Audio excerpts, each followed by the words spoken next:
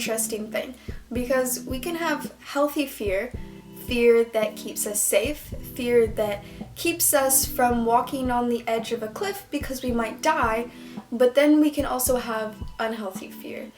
Fear that causes anxiety, fear that causes us to be not at rest, fear that causes us to lose sleep, to lose our appetite, to gain too much of an appetite, fear that can make us sick. And something that I've noticed since the beginning of this whole coronavirus outbreak is the fear that it has instilled in people. And not necessarily just the virus itself that has made people scared, but the media that's influencing us that has caused us fear. And so I have had it on my heart throughout this whole situation to share my thoughts on this pandemic and share some of the research I did on the numbers, because through media all I've heard about is the number that's rising of people affected and the number of deaths rising, and I have literally never seen anything put out there of the recovery rate or even a comparison of how many people are affected compared to how many people aren't affected. And so I'm just going to give you guys some of those numbers, a little example of our history in the world of pandemics, and a couple other thoughts. So, as of a couple days ago, there was, I don't know how to say this number. I gotta Google how to say this number. Google is not even telling me.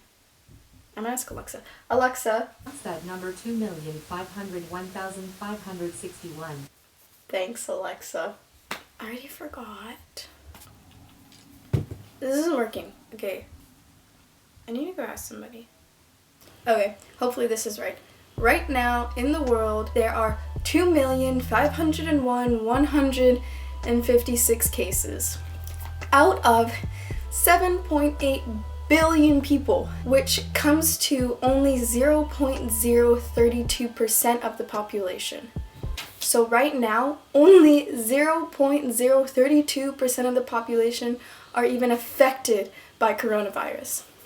Out of those cases, there are 171,810 deaths, which equals out to 0.00002% of the population.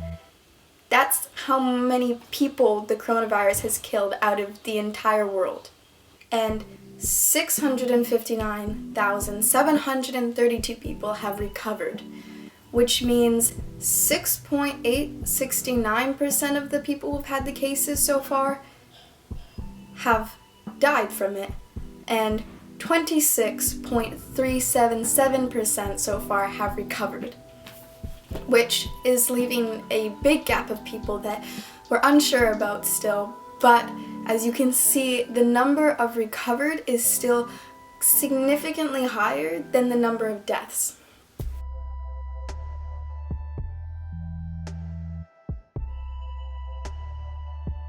Now this, for me, really helped to put things into perspective. It really seems like a bigger number of people are dying, which they are. This is not at all to say that just because the number is lower than it seemed to me means that the deaths and the people that are affected don't matter, because trust me, I believe that even if one person gets affected, even if only one person died, that death would still matter. This is just to put things into perspective, to say that, hey, the amount of people that are recovering from it is way higher, and the amount of people that even have it is actually way lower compared to the amount of people that we have in the world than I thought. Now, because I live in Canada, I am going to be focusing in a little bit more on Canada's numbers specifically.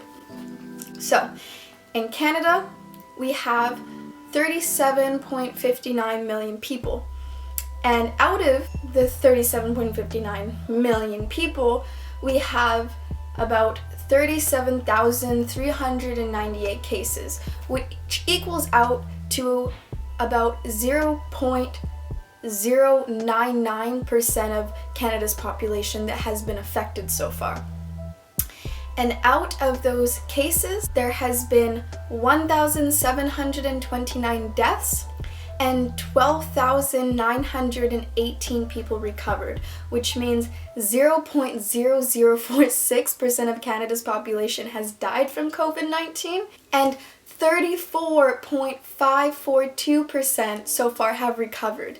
Again, the number of recovered is significantly higher than the number of deaths, which also help to put things into perspective of, hey, people are dying, but it's not like it's wiping out half of our population or even like a quarter of our population. It's way lower than for me than it seems that is being portrayed on media.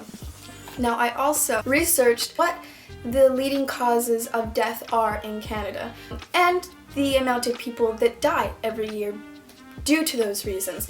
So the number one leading cause of death in Canada is actually cancer. And in 2018, cancer killed 76,536 people out of 37.6 million, which means that cancer killed 0.2146% of our population, which is about 46 times higher than the percentage of people that COVID-19 has killed. And yes, I know that coronavirus has not been in Canada for a full year yet. Again, this is just to put into perspective that every year there are thousands of people dying of various different things. And today, and during this pandemic, there are still thousands, millions of people in the world that are dying of completely non-COVID related reasons. Now, on to the history. COVID-19 is not the first pandemic that our world has faced. In 1918 to 1920, we had something called the Spanish flu going around. We faced very similar regulations that we are today during this pandemic. You have to wear masks, you have to stay inside, public places are being shut down. People were scared, there was no vaccine. It was very similar in that aspect. But within a span of 2 years, the Spanish flu affected an estimated third of the world's population in that time. Now, a third would be 33%, and right now we're at about like half a year-ish since the coronavirus has started to spread, and we are only at 0.032% of the population being affected, which is significantly lower than the Spanish flu. Now, I am not at all comparing the Spanish flu to COVID-19 in a way of saying that these two things are the same. It's just to say that this isn't the first time in history that our world has faced a pandemic. It's happened before, multiple times before. There is no need to fear, as much as it is new to us in this day and age, which I totally understand. It's new, and so it can be scary, but there is no need to fear.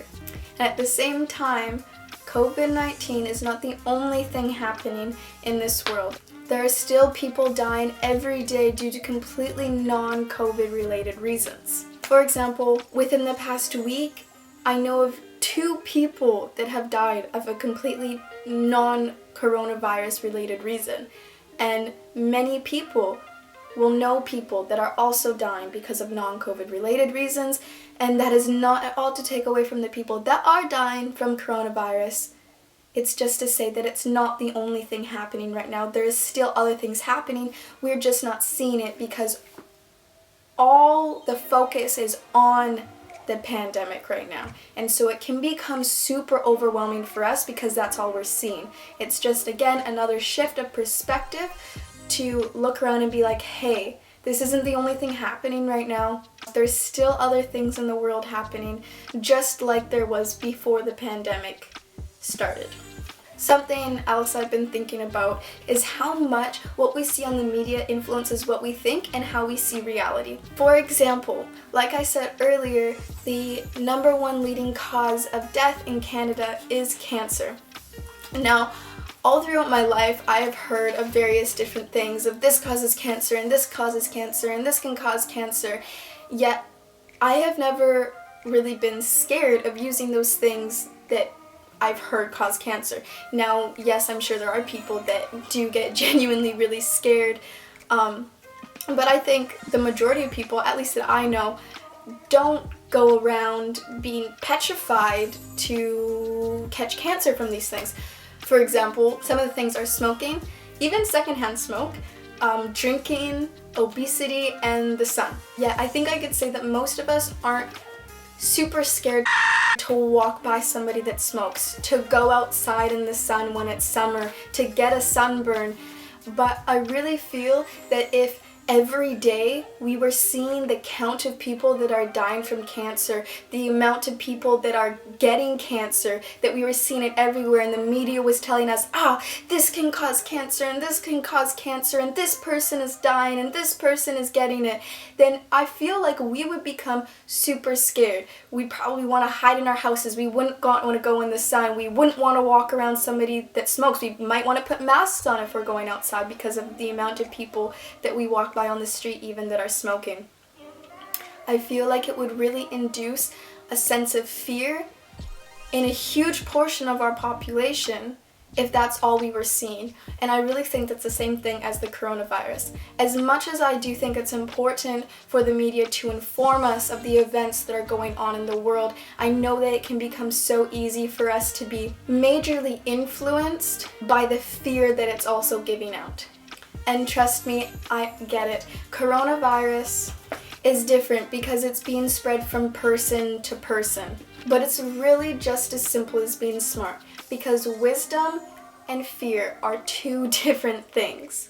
Wisdom is just following the laws that are put in place right now. Keeping clean. We should have already been keeping clean anyways. Staying home if you don't feel well. That's also already something that we did in society. If you have a kid in daycare and your kid gets sick, the daycare will call you to come pick up your child.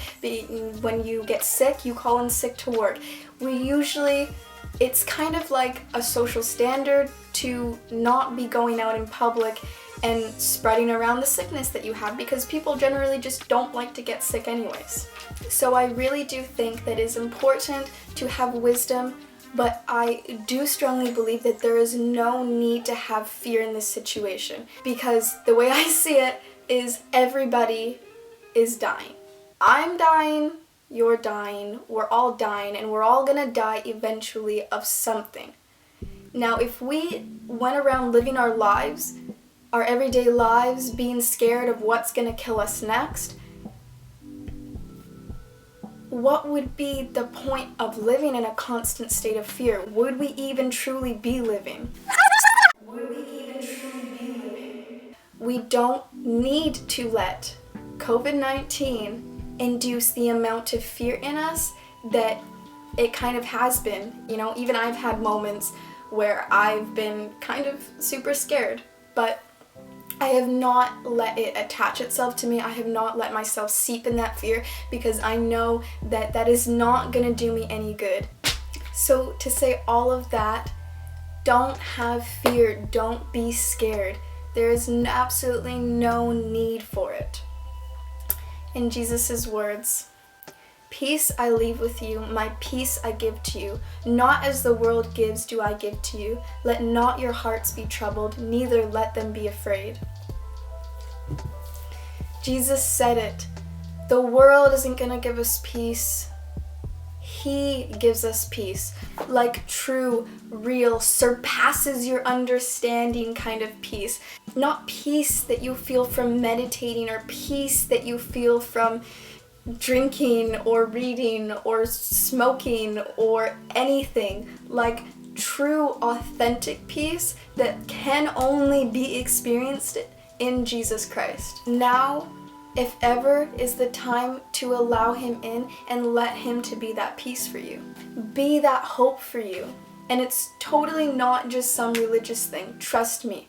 Because that's what I thought it was for years and years and years, until finally God got through to me and I realized it's literally just the creator of the entire universe and everything in it that loves me and wants to know me and have a relationship to me and impart the gifts that he has for me.